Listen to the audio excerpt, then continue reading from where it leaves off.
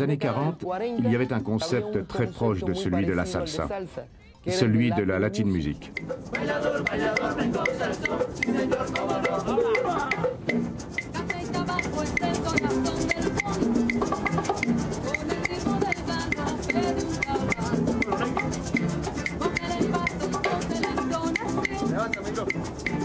Si le nom de salsa est né aux États-Unis, il n'en reste pas moins que les racines de cette musique se trouvent à Cuba. Cette île, la plus grande de toutes les Antilles, peuplée par des descendants d'esclaves africains, de colons espagnols, de travailleurs chinois et irlandais, d'Haïtiens et de Français, de Jamaïcains, d'Indiens et de nombreux peuples encore, est le berceau d'une culture riche et dynamique, toujours innovante. Ce métissage créatif qui se voit sur les visages des Cubains s'entend par-dessus tout dans leur musique, qui n'a jamais cessé d'être un mélange, une sauce toujours renouvelée et remise au goût du jour, mais pourtant toujours identique à elle-même.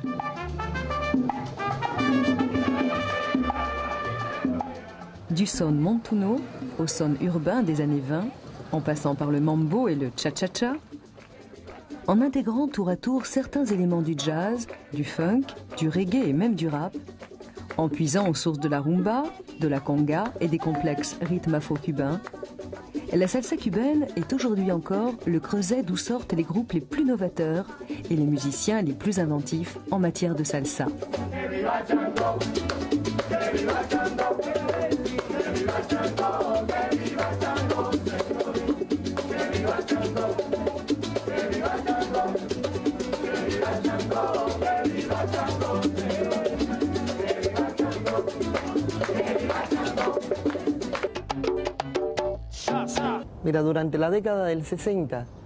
Dans les années 60, il y a une grande population latine aux États-Unis. De nos jours, elle comporte plus de 22 millions d'habitants. Et ils développent un besoin de suppléer à toute une série de goûts esthétiques liés à leur identité. En 1970, Fania lance un documentaire pour promouvoir le talent artistique de ses musiciens. Et je suppose que ça a dû être Johnny Pacheco qui a suggéré à la firme de l'appeler salsa. Orientara a la firma llamarle salsa. Salsa identificaba.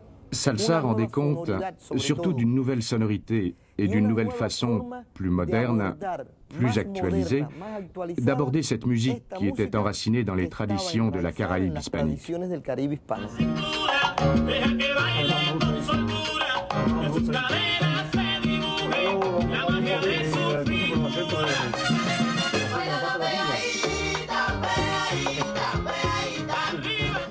Maintenant, nous utilisons ce terme parce que ce terme est si généralisé que tu ne peux pas te fâcher avec tout le monde et dire à tout le monde que c'est ceci et cela.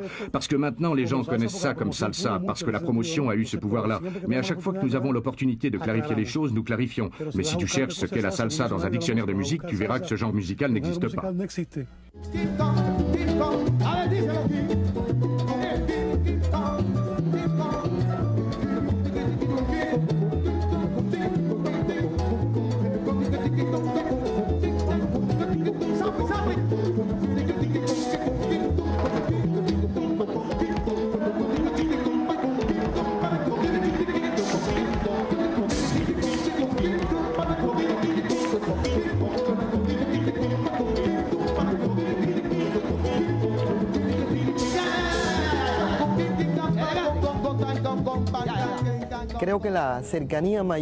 Je crois que le majeur rapprochement de cette musique s'est fait avec un genre musical très ancien qui avait surgi vers la fin du XVIIIe et le début du XIXe siècle dans la zone la plus orientale de Cuba et qui se connaissait sous le nom de son cubain. Le son, suite à son développement dans le milieu rural, avait envahi les villes et par-dessus tout la capitale, la Havane, jusque dans les années 20. À partir de là, il a commencé à se diffuser sous une forme appelée son urbain, vers le reste du pays et vers l'extérieur.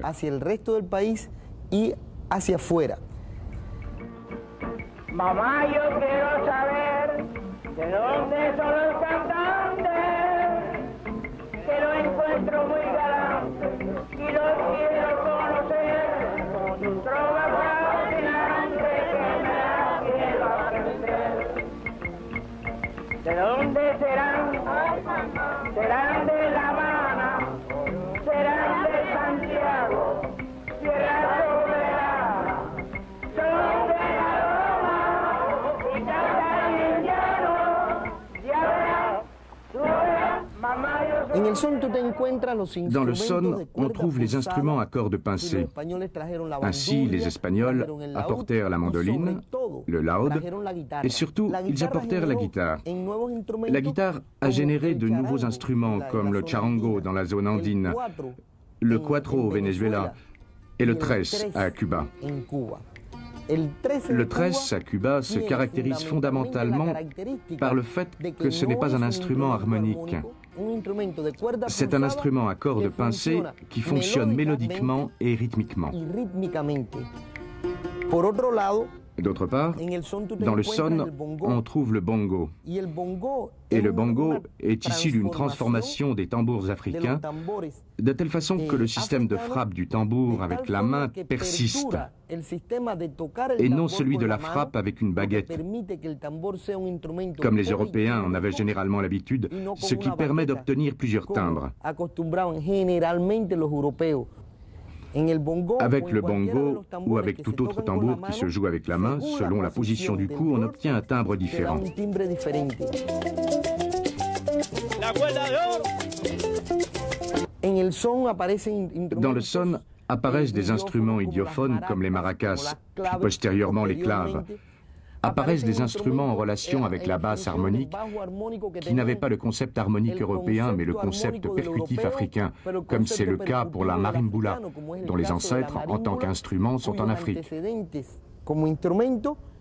Ce sont les mbilas des groupes bantous, appelés aussi sansas. De los grupos bantú. A gozar, mujeres, eso me está combinando. Si usted no sabe bailar, yo le iré sobrellevando. La palma la parte un rayo, viene el viento y le estremece. La palma la parte un rayo, viene el viento y le estremece. Y a mí cuando me parece, de pollo me vuelvo gallo. Y a mí me parece, de pollo me vuelvo gallo. A gozar, mujeres, eso me está complicando. Usted no sabe bailar, yo le iré sobrellevando. La primera novia que tuve, la tuve de rápido. Ella cambiaba de novio, a gozar, mujeres, eso me está complicando. Usted no sabe bailar, yo le iré sobrellevando. La primera novia que tuve, la tuve en un terraplén. Ella cambiaba de novio como dulce también. A gozar, mujeres, eso me está conspirando. Usted no sabe bailar, yo le iré sobrellevando. Mi padre con 5 estrellas no pudo ser general. Rafael con una idea, hay con los muchachos hablar. El europeo. Après le Moyen Âge, Después del l'Européen a medioevo, centré toute l'attention du discours toda la musical sur la atención fin. del discurso musical en el final. El concepto Le africano concept es africain totalmente est diferente. totalement différent. Al africano no le importa para La nada fin n'est pas el du tout final. importante pour l'Africain. Le importa sobre todo C'est el le début principio. qui est important. Le soliste, El solista o el ou le sonero sonero, expone el expose le su motif de canto son chant et chante tout un texte y canta comme si c'était une como- chanson. Como si fuera una canción, todo un texto. La seconde partie est entonces, el appelée llamado montuño. montuno, donde ese solista Le toma soliste prend une phrase du frase del texte qu'il a texto chanté, ha cantado, la met dans le lo chœur qui coloca, l'accompagne et commence à improviser. en Et le en chœur lui en el répond. coro que lo acompaña, y él empieza a improvisar, y el Il coro le improvise, responde. le chœur répond, il improvise, coro le chœur responde, répond, improvisa, coro responde, et il unit alors la une conception la d'ensemble concepción fermée de de forma l'européen cerrada del europeo avec con la conception d'ensemble ouverte de abierta del l'africain. africano. La mujer de Antonio camina así. Cuando va a la plaza, camina así. A la carnicería, camina así. Si va al mercado, camina así. Por la madrugada, camina así. Cuando va a Viñales, camina así. Si va a Soroa, camina así. Cuando va con Pelia, camina así. Ella Fruticúa, camina así. Con Atabey, camina así. Cuando va al mercado, camina así. Cuando va a la plaza, camina así.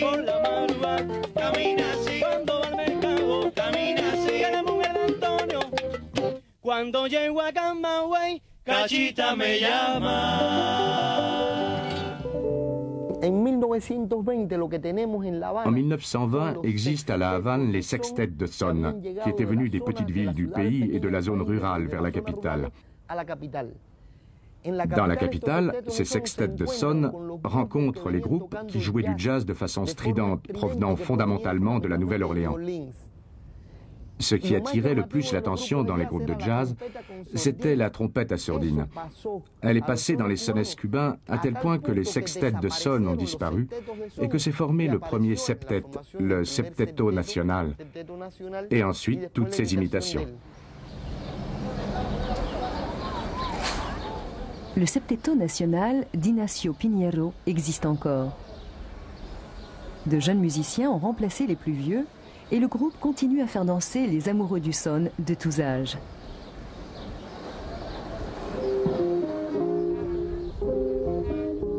À Cuba, les retraités ne sont pas les moins alertes, bien au contraire. La grâce et l'élégance de leurs pas forcent l'admiration. C'est que la danse est inséparable de la salsa. Elle vit autant que la musique dans le corps des Cubains. Le groupe a été fondé en 1926, le 3 avril. De ce fait, il vient d'avoir 70 ans. Ça fait un sacré bout de temps. Par la suite, le groupe a assimilé le son qui, à cette époque, était en plein apogée. Ils ont commencé depuis les années 20. Alors eux, les fondateurs, ils ont organisé le groupe, un groupe de jeunes qui se sont donné pour tâche de sentir ce qu'ils entendaient dans les disques de l'époque, le son.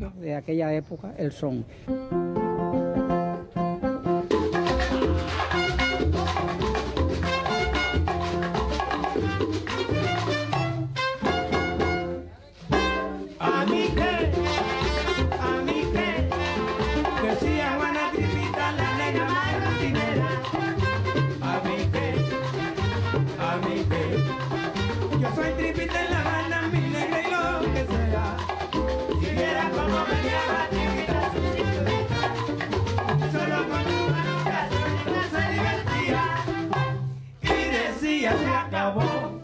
mí que, a mí que, a mí que, decía Juana Tripita, la negra más rutinera. A mí que, yo soy Tripita en La Habana, mi negra y lo que sea. Si vieran cómo venía Chiquita su cinturita, y solo con su pelucha solita se divertía. Y decía se acabó, a mí que.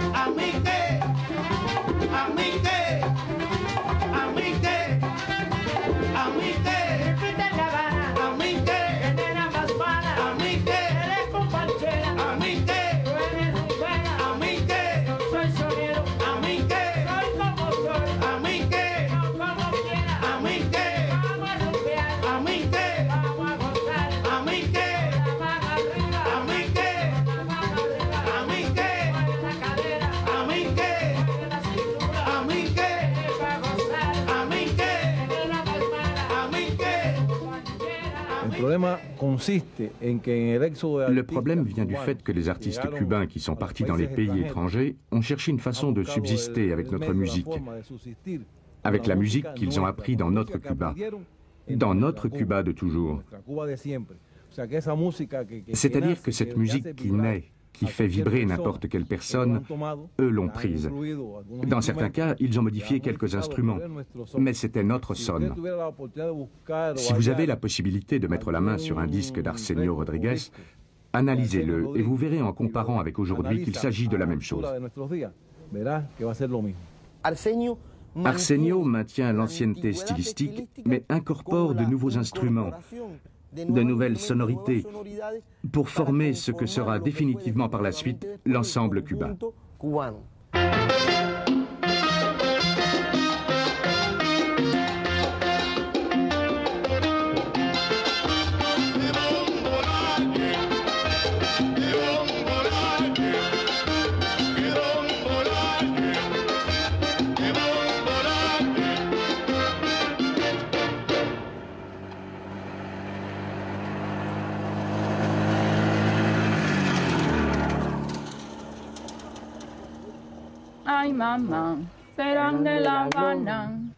Les vieilles chansons des années 30 et 40 ne sont pas passées de mode à Cuba et continuent à être chantées, jouées et dansées par toutes les générations, aussi bien à La Havane que dans les campagnes les plus reculées.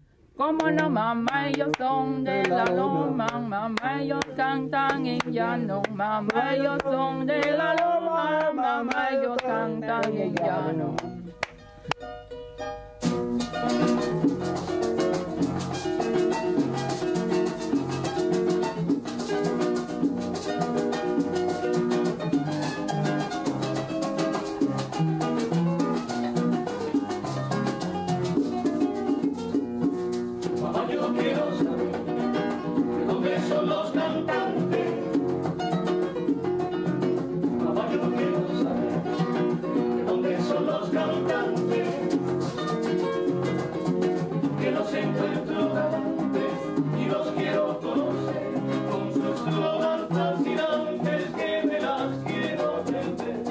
Les plus petits, émerveillés et attentifs, apprennent à leur tour le répertoire du son.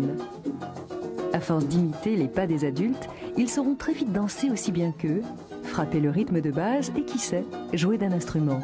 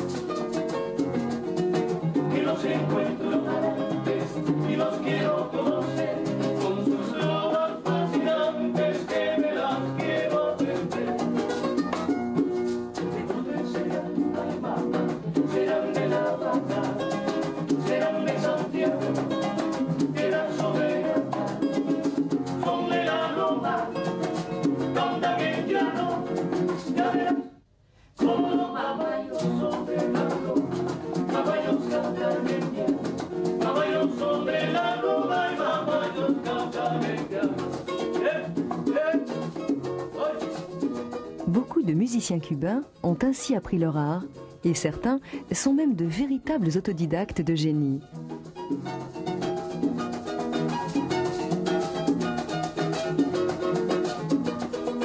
C'est ici, dans la région de Cienfuegos, qu'est né en 1919 celui qu'on devait appeler plus tard El Bárbaro del Ritmo. Selon la légende, l'aïeul de Bartolomé Rey, dit Béni, aurait été un prince du Congo, capturé à l'âge de 9 ans et réduit en esclavage. C'est en tout cas dans le plus grand dénuement que grandit Béni Moré.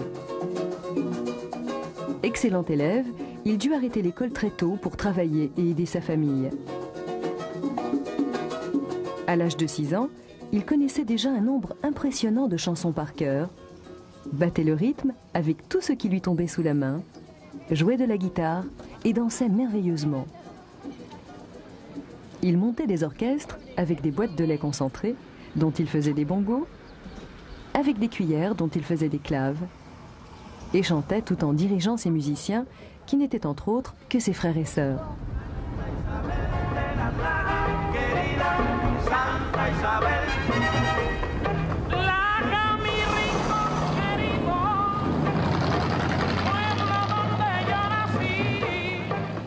Parti à La Havane pour vendre des fruits, il s'improvisa à 20 ans chanteur de rue.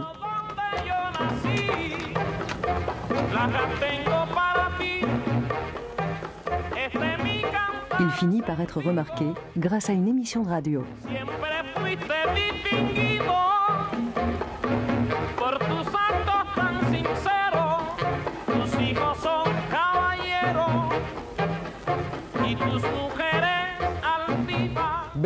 Benny Moré était un grand musicien qui n'avait jamais fait d'études académiques. Il faisait les arrangements par intuition. Il disait à chacun ce qu'il devait faire, il montait et ça sonnait fabuleusement bien.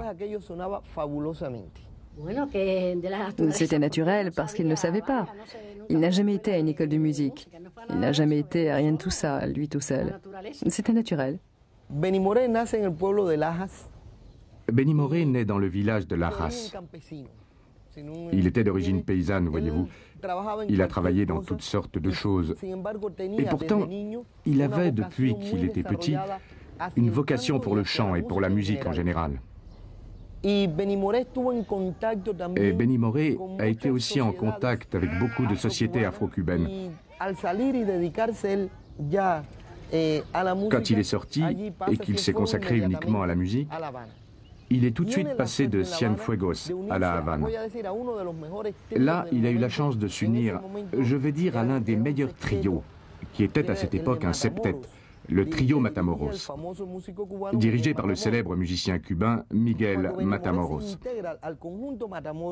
Quand Benny Moré s'est intégré à l'ensemble Matamoros, il a voyagé au Mexique, où il s'est alors uni à un autre célèbre musicien cubain qui était en train de lancer un nouveau rythme à cette époque.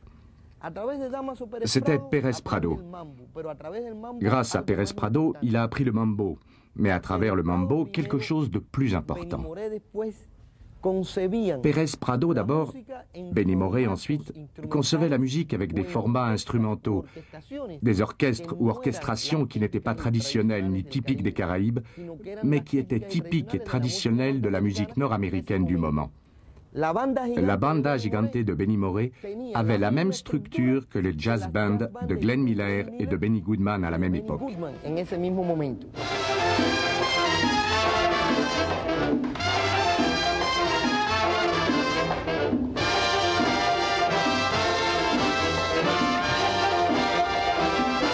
Batanga tiene brillumba, Batanga tiene su arara.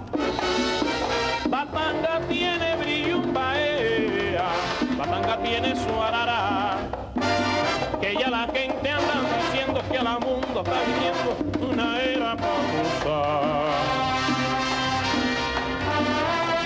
Ya lo sabes tú, ven a Guaracha, que Batanga va a empezar.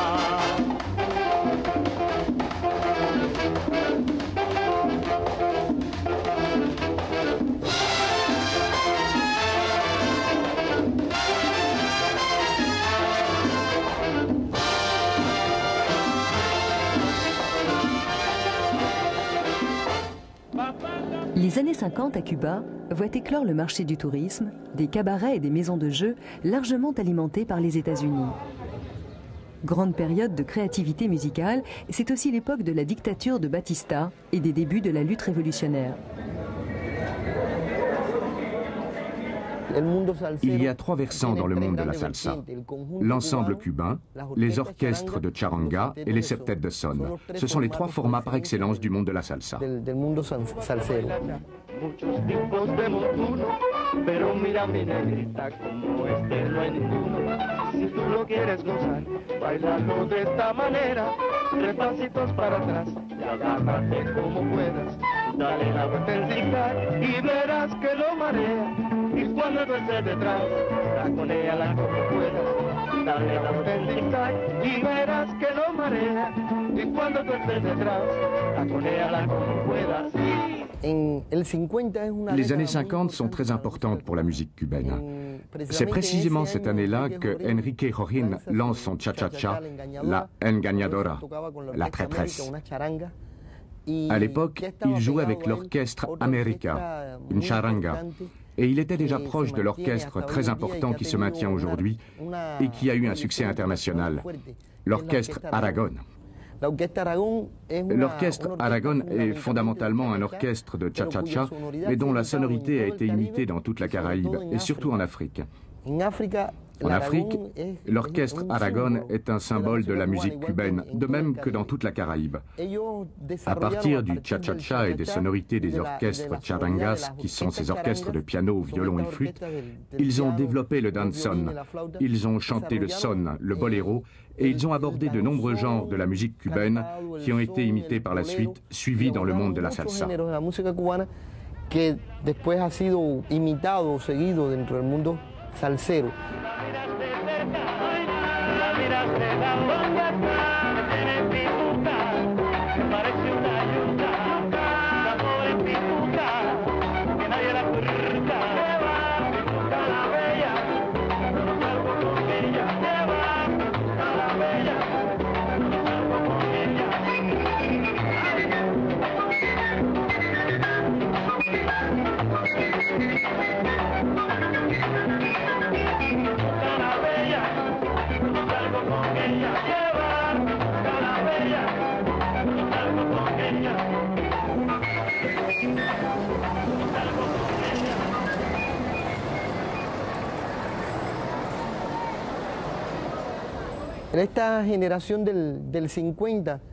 Dans cette génération des années 50, il n'y a pas que des orchestres typiques ou des charangas comme la Aragon.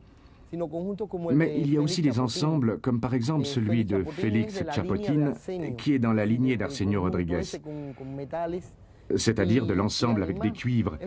Et de plus, c'est un ensemble qui est le pont, ou l'un des ponts les plus directs vers la salsa d'aujourd'hui.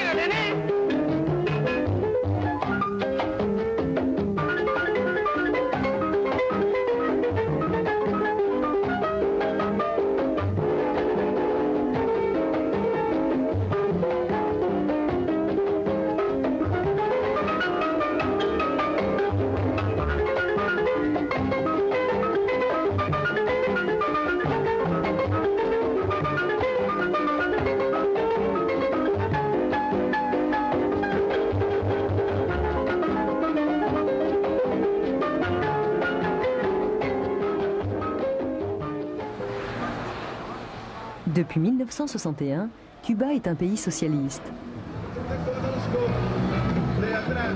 La créativité des musiciens n'a pas cessé pour autant et la population participe activement aux fêtes en plein air, qu'elles soient spontanées ou organisées par le gouvernement. À Cuba, la musique est partout. Il suffit d'installer des haut-parleurs dans la rue et immédiatement les gens affluent pour danser sur les tubes du moment. Depuis quelques années, le carnaval d'été a été supprimé faute de moyens.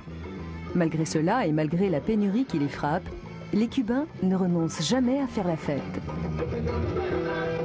Salsa. Salsa.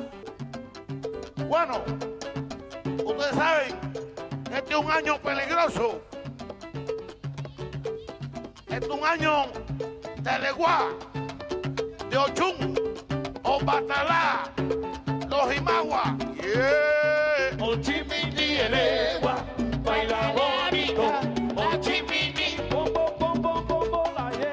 Ochimini Leguá, baila bonito.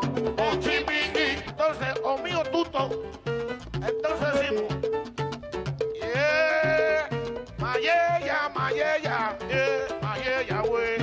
Agua pa mayeya, agua pa mayeya, agua pa mayeya, agua pa mayeya. Quelle langue étrange parle donc Elio Rêvé et pourquoi brandit-il une brassée d'herbe? Il s'inspire en fait ici de la santeria, culte d'origine yoruba, et purifie le public en nettoyant les mauvaises influences avec ses herbes et en aspergeant de l'eau pour que s'en aille tout ce qui est mauvais.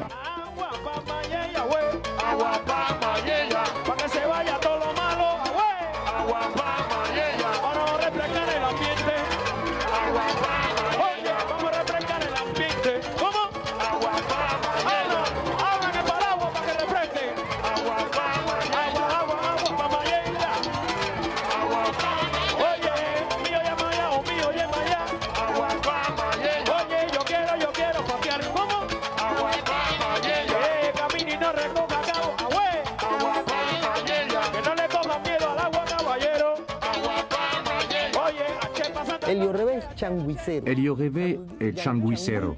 Le changui est une forme très ancienne du son guantanamero, de la zone de Guantanamo. Et Elio Reve a pris les traditions du changui et les a incorporées à sa musique. Elio Reve n'est pas seulement enraciné dans les traditions du changui, il mélange des traditions très différentes et il les enrichit beaucoup à partir de tout ce qu'il sait et de tout ce qu'il manipule. Toute cette culture qui prend racine dans les religions afro-cubaines, leur façon de jouer des tambours, leur rythme très spécifique, leur comportement, gestes, façon de chanter, dont les antécédents directs appartiennent à cette musique afro-cubaine qu'on trouve encore aujourd'hui dans la santeria ou dans les cultes palo ici à Cuba.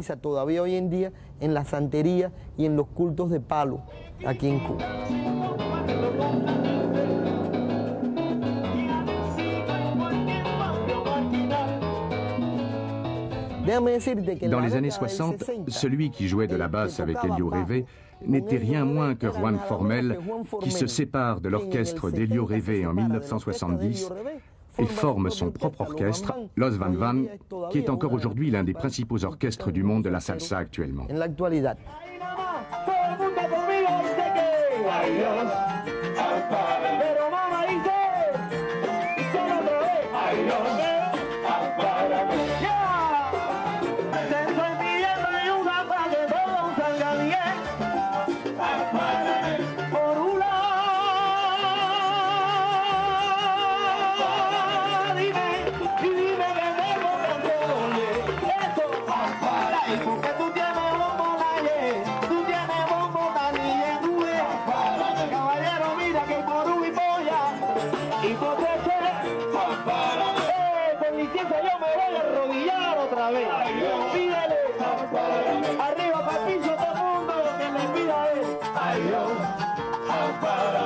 Así nada más cubano, que yo sé que tienen fe. Ay, Dios, ampárame. ¿Qué dice? Ay, Dios, ampárame. Somos, no somos, no. Ay, Dios, la mano arriba. Ampárame. Somos, no somos, digo. Ay, Dios, somos, no somos.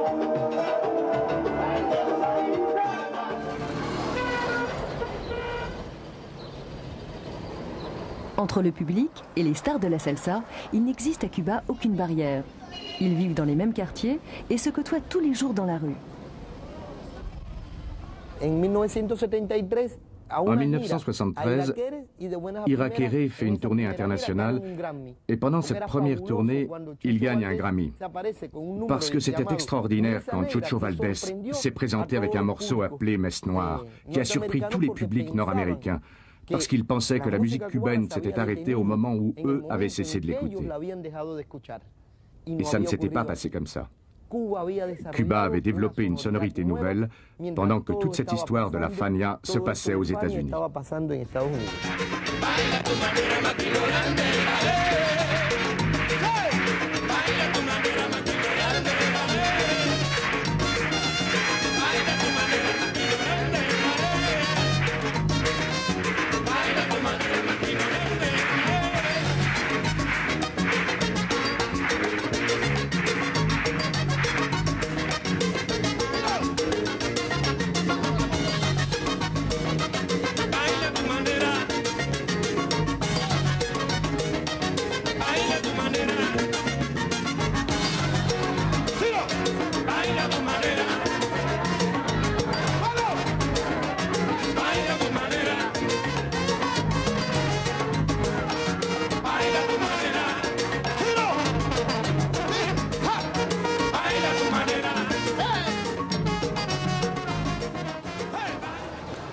Totalement dégagée des contraintes du show business, la salsa cubaine continue à évoluer de plus belle et à s'enrichir de nouvelles générations de jeunes musiciens.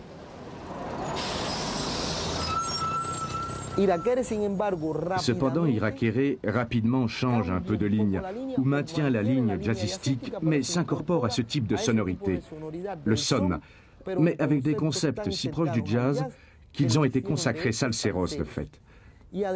En plus de ça, José Luis Cortés jouait de la flûte avec Iraquere. Il est entré par la suite, et quand il est parti du groupe Iraquere, il a fondé son propre groupe en lui donnant le nom de Nouvelle Génération, c'est-à-dire la nouvelle génération d'Iraquere, le groupe que nous connaissons aujourd'hui à Cuba sous le nom de NG La Banda. Et c'est peut-être l'un des groupes les plus populaires au sein de la salsa cubaine du moment.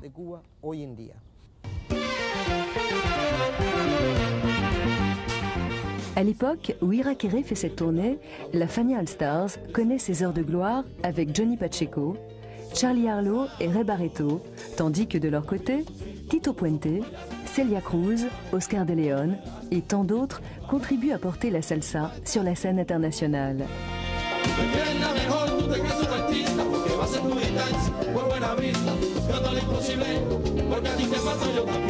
De cette grande vague créative vont surgir de nouveaux groupes comme la Sonora Ponchena, qui vient de Porto Rico, ou le groupe du Panaméen Rubén Blades.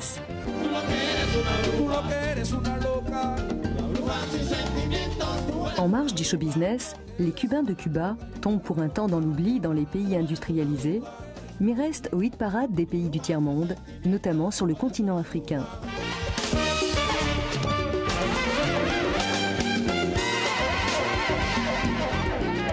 Ce n'est que grâce à l'ouverture récente du pays que l'on redécouvre la salsa cubaine. En très peu de temps, elle supplante tous les autres groupes qui, entre-temps, se sont un peu essoufflés. Au Japon, on ne jure plus que par NG La Banda, et en Europe, les Cubains sont partout. Leur musique est nouvelle, inventive, enthousiasmante, et la façon de la danser aussi.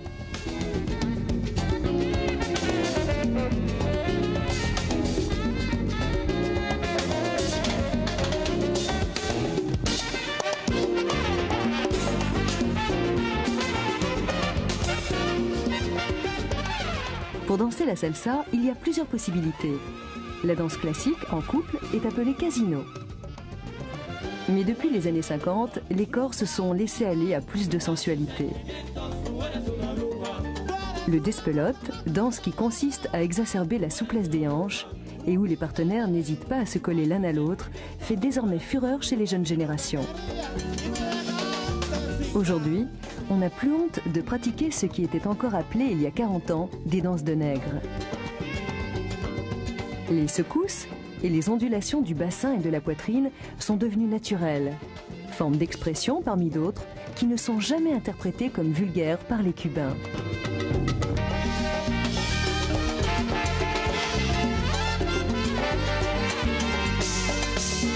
Et comment voir dans ces sourires radieux autre chose que le bonheur de bouger son corps et d'affirmer sa sensualité.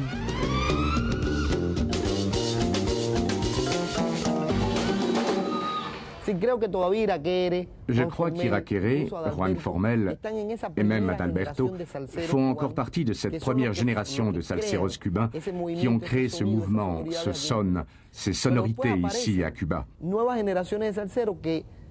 Mais par la suite apparaissent de nouvelles générations de salseros. Et parmi eux, beaucoup sont diplômés des écoles d'art.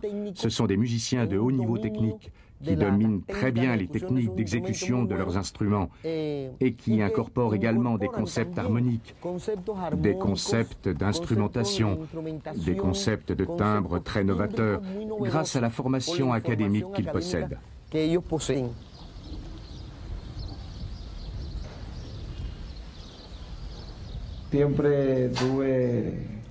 J'ai toujours eu, depuis que je suis tout petit, le goût et l'affinité pour la musique cubaine, pour nos rythmes. Grâce à mon père qui m'a inculqué tout cela, le son du piano surtout, de la musique qui se faisait à cette époque. Il me mettait les disques, les enregistrements de Benny Moré et de beaucoup d'artistes. Alors bon, j'étudiais au conservatoire et souvent je me mettais à jouer du piano dans les classes de musique. Et je faisais du désordre avec le piano, des descargas.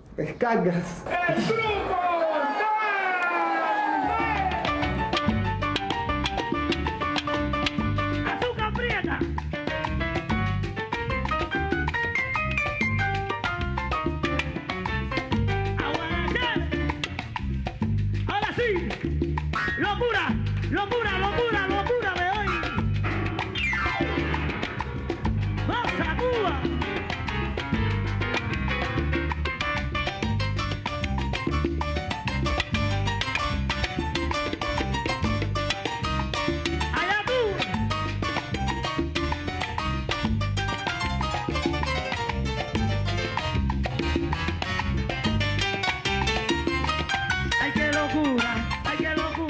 Je suis sonero, je suis salsero, je suis guaguancosero, je suis rumbero, je suis tout ce qui se termine en héros. Ay, qué locura, ay, qué locura. Sí. Ay, qué locura. ¿Y qué es lo que cura eso, pariente? Vaya, páralo.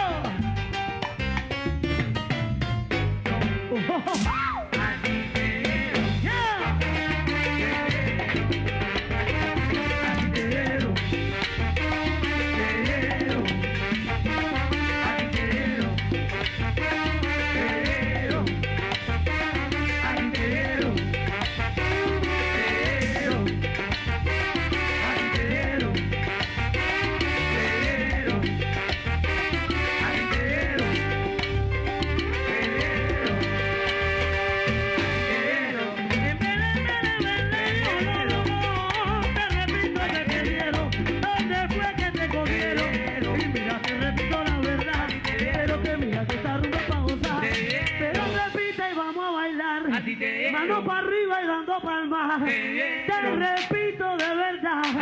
Ay, pero ¿dónde está la tropical? Pero compadre, repite ahora.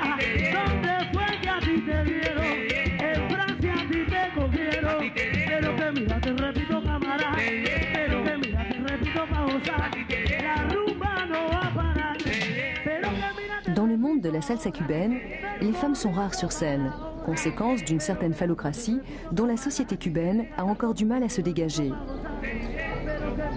Pourtant, des groupes féminins ont existé et existent encore, comme les célèbres Anacaona et le trio Las de Aida. De plus en plus de femmes osent aujourd'hui s'affirmer comme salseras, aussi bien en tant que chanteuses qu'en tant que musiciennes et compositrices. En ce moment, nous les femmes, nous sommes en train de nous émanciper. Et je crois que j'ai réussi parce que je suis une femme. Excusez la redondance, mais bon, à Cuba, c'est difficile. Les hommes sont très machistes. Et nous aussi, nous sommes machistes. J'ai une grande dose de machisme. Il me semble que c'est très important et que c'est inutile d'aller contre ça. J'adore être aussi un petit peu machiste, mais j'adore aussi dominer. Et c'est pour ça que je crois que j'ai réussi dans le milieu, parce que les choses ne s'obtiennent pas seulement avec des impositions, mais aussi parfois grâce à des concessions. Et c'est aussi pour ça que je me suis gagné le respect de mes musiciens et le respect de tous.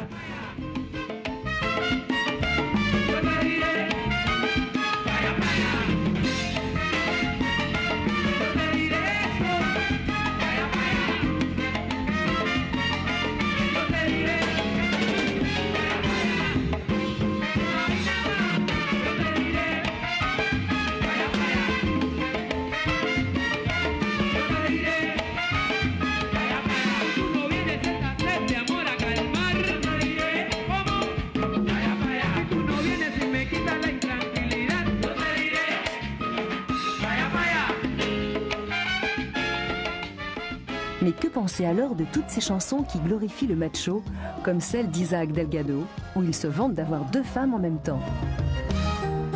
Buena familia, mano para arriba Santiago, mano para arriba Santiago, voy arriba, arriba y abajo, arriba y abajo, arriba y abajo, arriba y abajo, arriba y abajo, arriba y abajo, todo el mundo, como dice. Yo no tengo la culpita, ni tampoco la culpona, que si estoy con una nena, y la otra se enamora, te digo, es un equilibrio. Tengan calma, mía, señoras y señores, porque yo cumplo con mi deber, por eso. Oye, de la noche a la mañana, ella me busca en anochecer.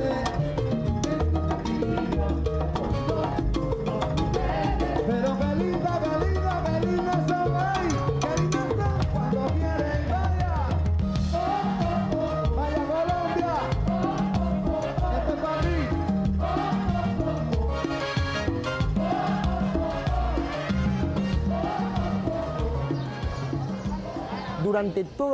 Pendant les années 70, la musique salsa a été totalement rejetée par tous les musiciens cubains. Tu demandais à des musiciens cubains qui faisaient ce qui aurait pu être une salsa fabuleuse, et ils te disaient « Non, je ne suis pas salsero, je suis un sonero légitime. » Nous, les soneros qui faisons de la salsa, comme on appelle ça aujourd'hui là-bas, nous pensons que la salsa est notre son. Ils l'ont appelé salsa pour lui donner un nom commercial. Pourtant, dans les années 80, il y a eu un changement d'attitude. On a pensé que si un pays était porteur des valeurs légitimes de la salsa, c'était bien Cuba. Quand nous faisons une guaracha, quand je fais une guaracha avec mon trio, eh bien, je me sens comme à l'intérieur de la salsa. Mais avant tout, nous savons que nous sommes en train de faire une guaracha. Oye, mira que llegó y se quedó. ¿Cómo fue? ¿Qué tal es? ¡Ay!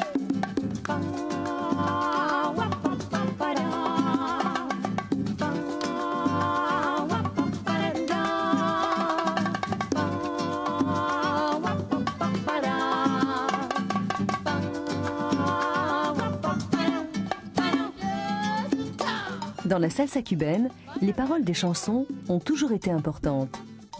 Chronique de la vie quotidienne, souvent ironique, et toujours très proche des problèmes et des préoccupations des gens. Leurs refrains passent dans le langage populaire. Ainsi, Adalberto Alvarez a composé une chanson qui reflète l'engouement des Cubains pour les cultes afro-cubains.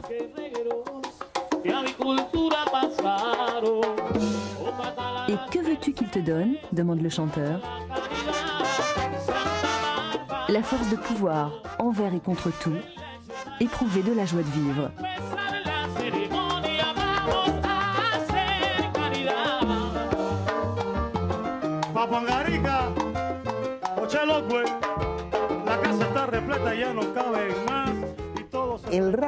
Le rap, cette manière de chanter, a influencé beaucoup d'expressions dans le monde.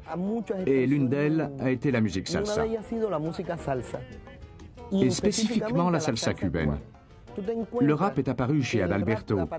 Il est apparu chez Formel.